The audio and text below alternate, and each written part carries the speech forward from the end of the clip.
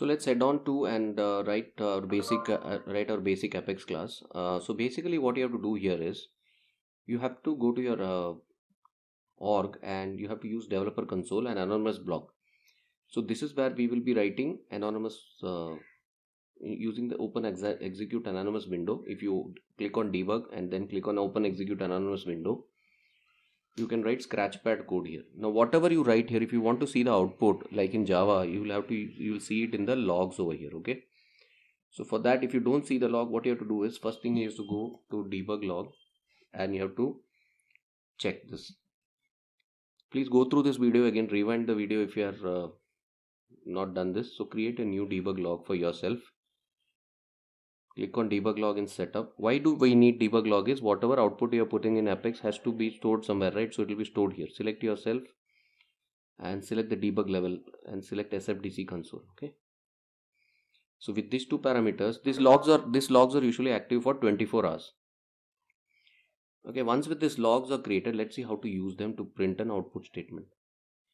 So as I repeat here, you have to come to developer console and write anonymous blocks to you can write your sample code in anonymous blocks. Now what is this anonymous block is this won't be stored in the org class. This is just scratchpad code. Okay, so let's see our first statement. System.debug, welcome to Apex. It's always single quotes. So this is your first statement. Please try this out. Now when you do this, you can execute this simple statement and we'll have to see it in the debug log. So the debug log got generated and we will see the result of the statement here. If you click on this debug log only, if you enable this checkbox, what it will show you is it will only show you the debug statement. It generates a debug output, and if you go and see here, it will show you the debug log, the statement that you are given in the system.debug. If some people are not able to see the debug log, you have to click on debug and deselect the show my current log. Sometimes it may not show the logs. If you deselect this, with this option, you'll always be able to get all your logs here. So double click on the log, and if you see the entire debug is printed, and in the top of it you will see the system.debug statement. So now let us move on to creating some variables. Let's create our string variable, call it like test example, and suppose if you want to print it, what we will do is we will see this, you just say system.debug and select all of this and click execute highlighted. So once you do that, again your output is generated and you can go here and see the output. So double click on this and then double click on the debug log. So if you see welcome to Apex test example, the string variable which you created is shown over here. Similarly, if you create an integer,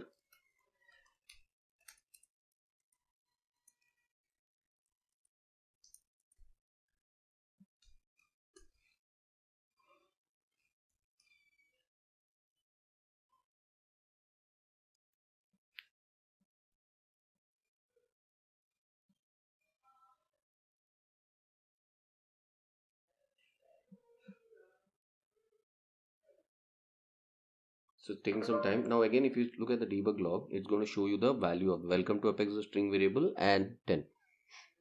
So similarly, let us create some more, let's look at some collections here. Let's look at a list, how to build a list.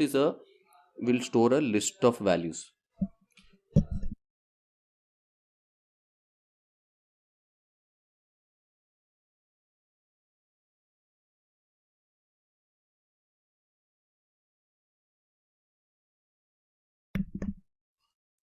So let's build a list here, list of string.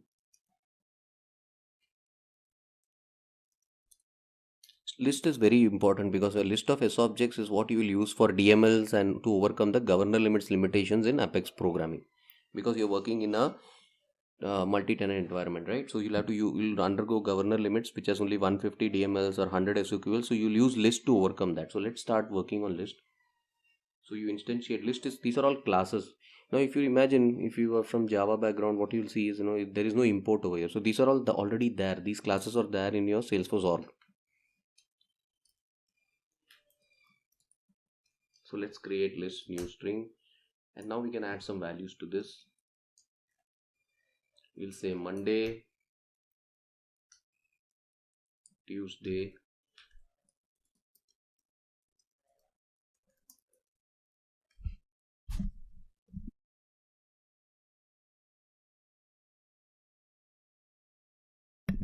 now let's print the list.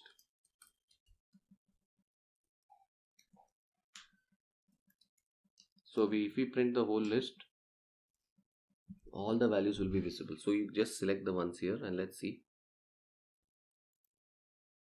So what you have done is you have created a list here. So you don't forget this, this is basically a class instantiation of that type. Then you add the values to the list. And let's see the values. So if you see here, look at this Monday, Tuesday. So it's printed this value. Now what we can do is we have an suppose we want to see a particular member in the list. So what we'll do is we'll see that we'll have to pass the index. Remember that a list will always starts from 0. So 0 is Monday, 1 is Tuesday. Also let's see the count size of the list.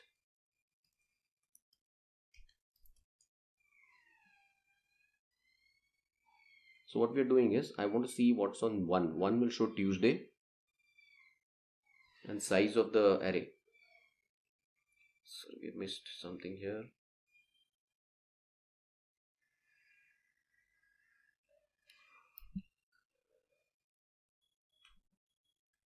Let's first see the value here and we'll see the size. So this is going to show you from the debug. So the debug is generated. If I see this debug, it shows me Tuesday. So because at element 2, at 0, even though the size is 2, it starts with 0, 0, 1. So now next is we'll see the size of it. Size will be 2. So if you look at it now, it's going to show us the size of the array. The size will be 2. Yeah, but it doesn't start at 1. The index starts at 0. Okay. So if there are 10 objects, it will be 0 to 9. So please practice this. Then the next thing that we will create is a set. Next thing we will see is, looping of, we'll see through specialized optimized for loops. Now suppose you want to loop through the list. What you can do is you can say integer x equal to 0, and then you'll say while x is less than str list dot size minus 1. Yeah, you can, instead of doing all this, Salesforce gives you an optimized loop. You don't need to give a while loop and counter and all that. Okay, you can say for the data type of the list, which is string, then you say s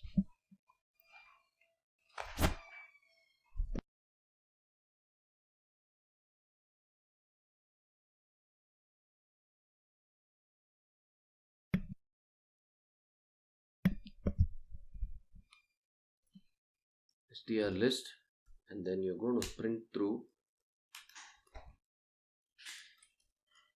each value. So let's understand the syntax here. So what you're giving here is you're saying that let me loop through the list here. So you say for string s colon str list.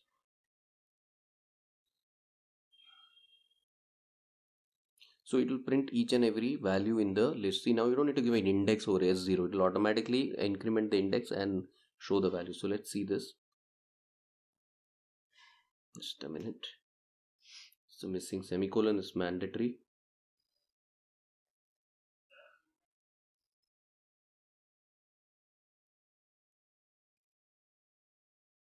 So now if you see, it prints the whole list for you, Monday, Tuesday. So this statement automatically prints you the values.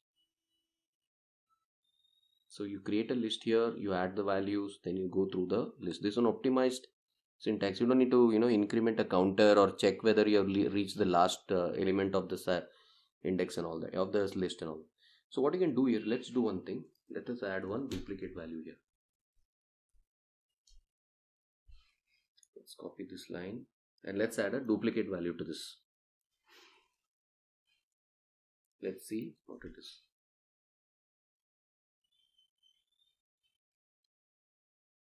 So along with this, we can also take a look at the set. What I'm trying to show you is the list is a list of strings, but it is also a it'll store duplicates. So that is the issue here. So let's see. So it has printed Monday, Tuesday, Tuesday. So now suppose let's take a now we want to remove the duplicates. What we can do is we can create a set of string.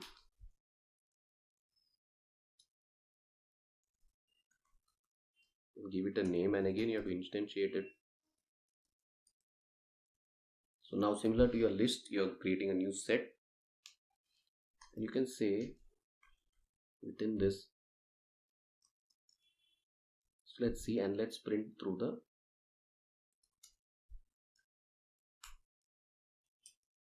now I'm going to print through the set.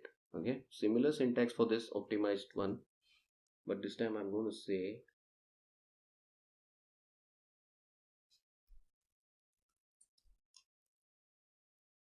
now let's see what's happening here. So what we have done is we have created a set here. We are looping through the list and adding all the values to the set. When it gets added, set will automatically remove the duplicate value. So you'll only have Monday, Tuesday in the last listing of set. And this I'm printing the set here. So let us see. So first it will print the list and then it will print the set.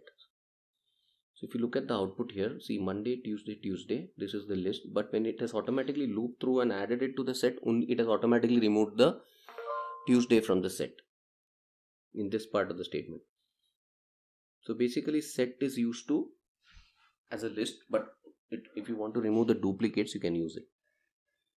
Okay, please pause the video here and practice through this basic primitives that we are creating, list and sets, before we continue.